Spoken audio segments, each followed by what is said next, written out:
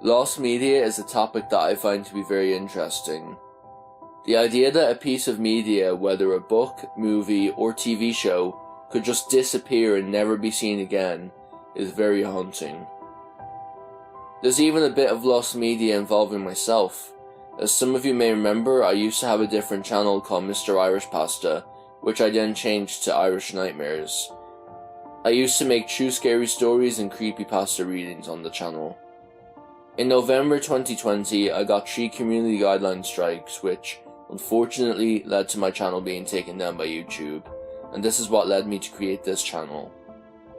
Thankfully, 70% of my videos are saved. I downloaded a bunch of them before my channel was taken down, and 2 of them I managed to recover from the Wayback Machine. But the list of videos that you're seeing on screen now are all lost. In the description below you can find 2 Google Drive links with all of my saved videos. I even give you permission to download and re-upload them to your channels. Just please credit me in the description. Thank you. Anyways, going back to the main topic of the video, here are 5 of the darkest pieces of lost media.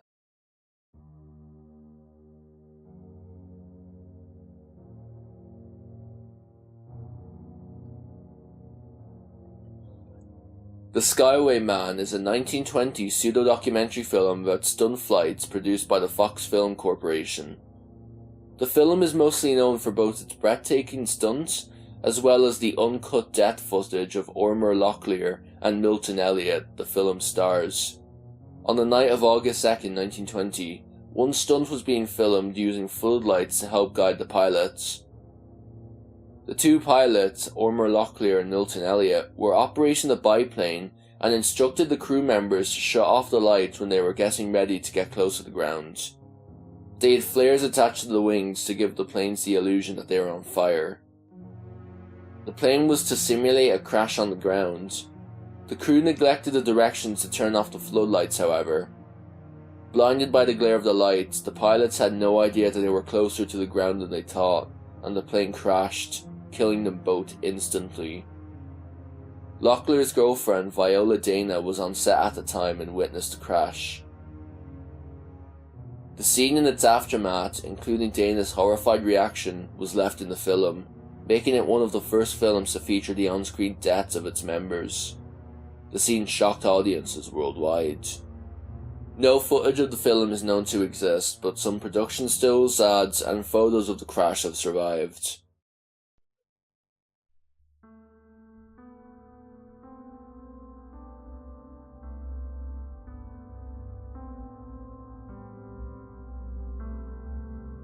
On June 8, 1971, 72-year-old Jerome Rodale was a guest on the Dick Cavett Show, which was a very popular talk show at the time. After finishing his interview with Dick, Rodale sat in a chair next to the then current interviewee, New York Post columnist Peter Hamill, when his head suddenly sunk backward and he let out a snoring-like sound. Allegedly at this point, Dick Cavett turned to Rodale and asked, "Are we boring you, Mr. Rodale?" Though Cavett has denied being able to ever recall saying that. Other sources say that he said, "Mr. Rodale, are you alright?" He also stated that he somehow knew there and then that Rodale was dead and not joking around. He remembered asking, "Is there a doctor in the audience?" Somewhat ironically, during the interview, Rodale was quoted as saying, "I'm in such good health that I fell down a long flight of stairs yesterday and I laughed all the way," which is something he says regularly. He also said, "I've decided to live to be 100 and I've never felt better in my life." Cavett and his staff warily viewed the recording of the incident several weeks later, only then noticing for the first time the irony in what Rodale had said during the interview. For obvious reasons, the episode was never broadcast and a rerun took its place. Dick Cavett has talked about this incident many times in documentaries, interviews, and on his online blog. Rumour has it that Cavett is still in possession of the master tape, and while this claim is likely true, it has never actually been verified by Cavett himself.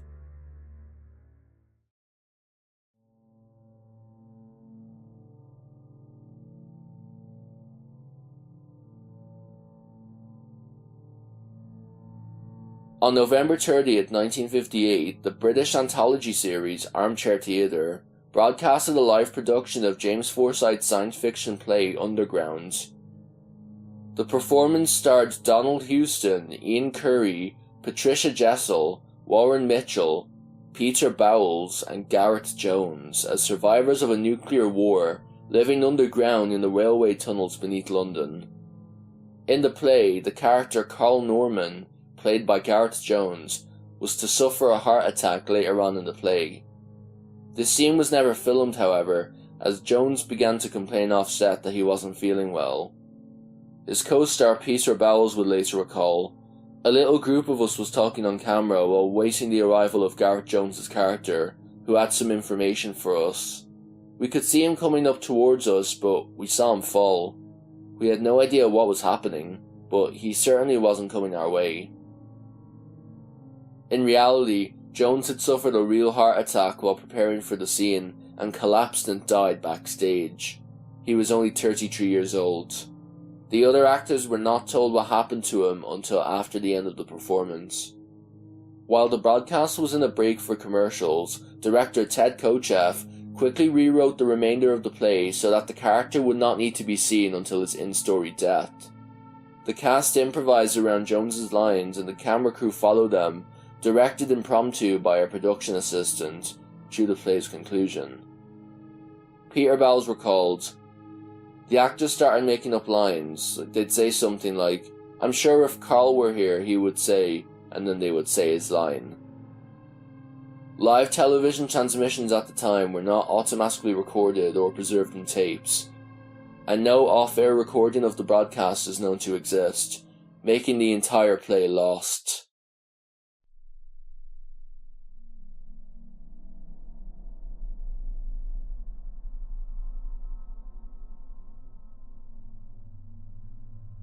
Megan Wants a Millionaire was a reality TV show that aired on VH1 from August 2nd until August 16th of 2009.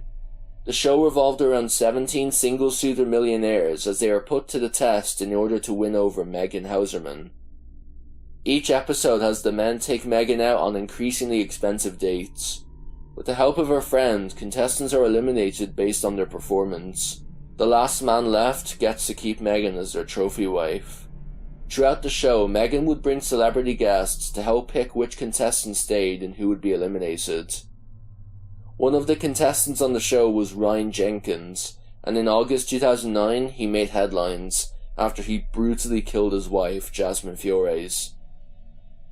She was found stuffed in a suitcase that had been thrown into the trash.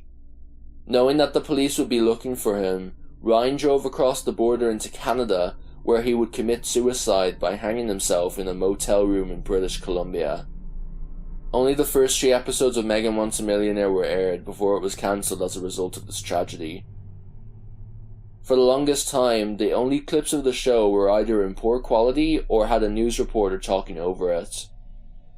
On January 4th, 2020, said episodes were uploaded to Google Drive by user Delbert Lanier.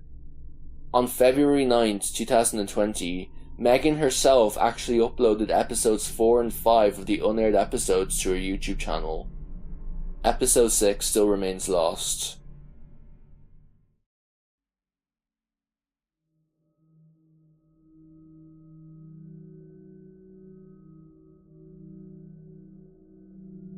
Albert Fish is remembered as one of the most evil serial killers in history. Born on May 19, 1870, Albert Fish led a troubled early life. He confessed that at only 20, he had prostituted himself in New York City and had begun to molest young boys.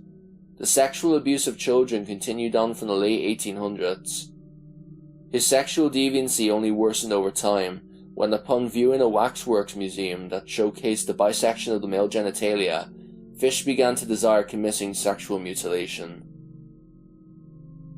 His first known victim was Thomas Kedden, who was 19 and suffered from intellectual disabilities.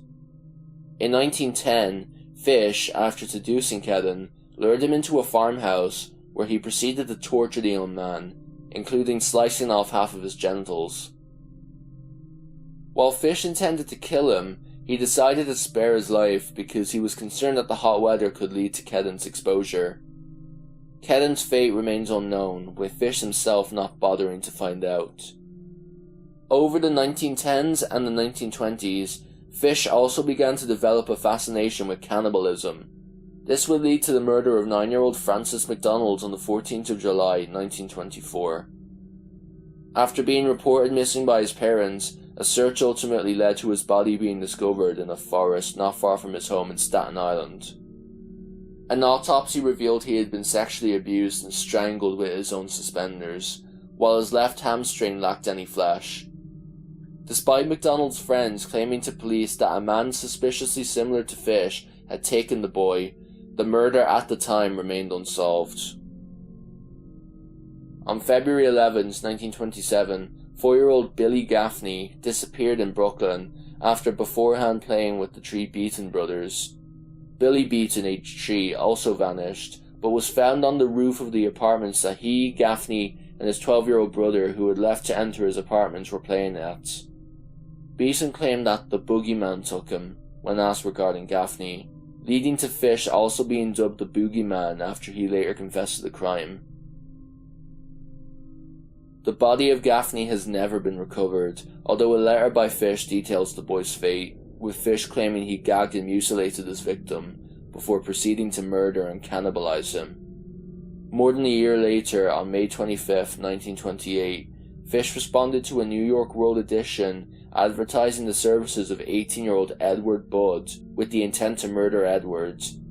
However, despite promising to hire Budd and a friend of his when he met them up in Manhattan, Fish did not show up, although he promised to do so later in a telegram sent to them.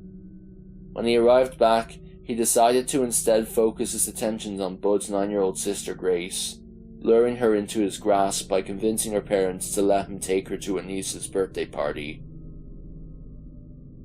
Once assured that they were alone, Fish proceeded to strip Budd, choke her to death, and cannibalize her.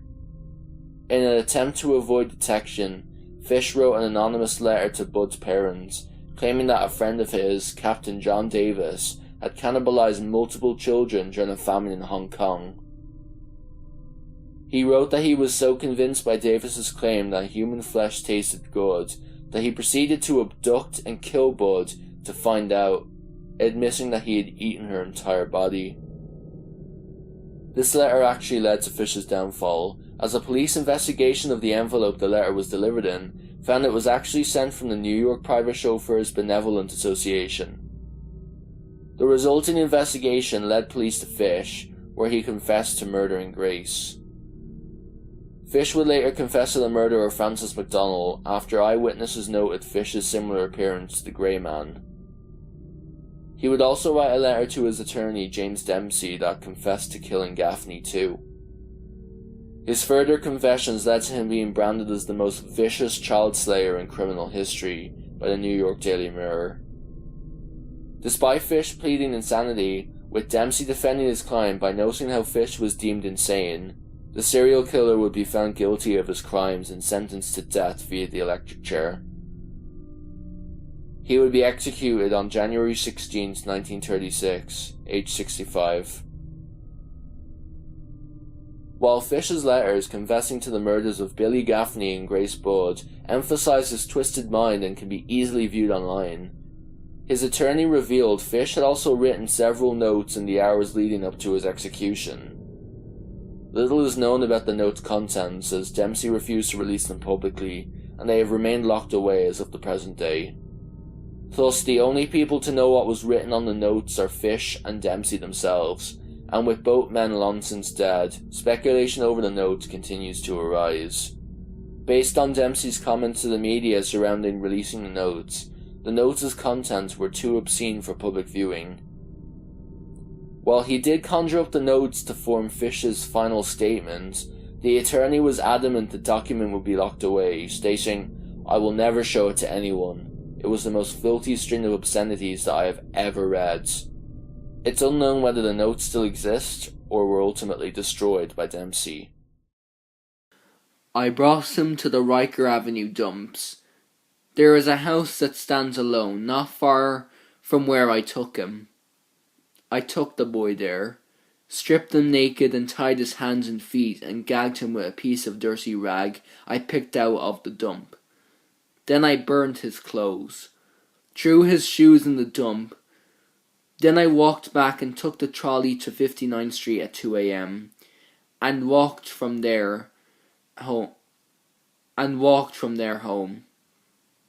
Next day, about 2 p.m., I took tools to a Grace Casso 9 Tills, homemade, short handle, cut one of my belts in half, slit these halves in 6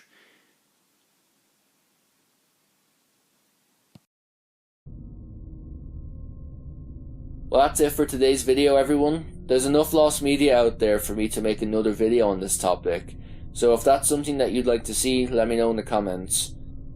Like the video, subscribe if you haven't already, and share this video with your friends and family. By doing this, you're helping to support me and this channel. Take care, everyone, and I'll see you all in the next one.